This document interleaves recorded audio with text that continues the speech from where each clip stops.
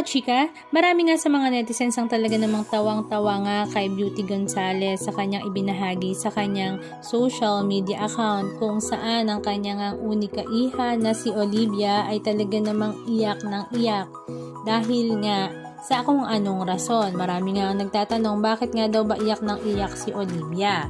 Habang pinopost nga daw ito ni Beauty ay talaga namang tawang-tawa nga rin daw siya dahil cute nga siya sa moment na ito ng kanyang mag-ama na si Norman at si Olivia.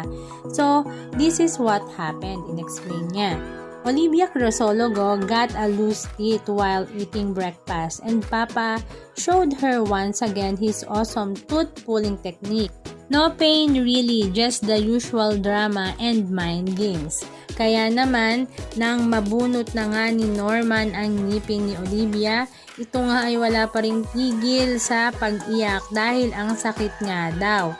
Si Olivia Crisologo nga ay ang unika iha nga ng mag-asawang Beauty Gonzales at Norman Crisologo. Siya nga ngayon ay 10 years old at talaga namang photocopy nga ng kanyang mami na si Beauty Gonzales. Halika at panoorin natin ang ilan sa mga video clips ganap na kanilang ibinahagi sa kanilang mga social media accounts.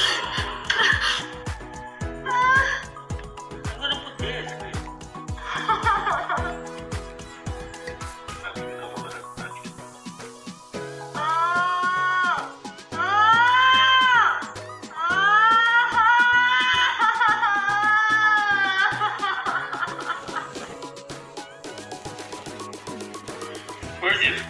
It's gone! It's here, see? Jeez. Not painful, girl, you. Oh.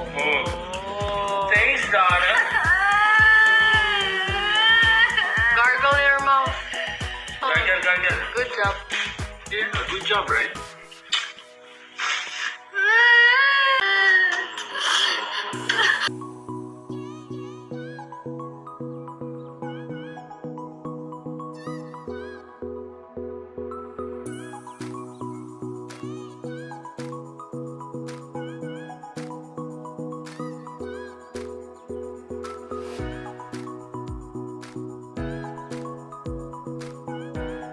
Anong masasabi nyo mga kachika? Just comment down below.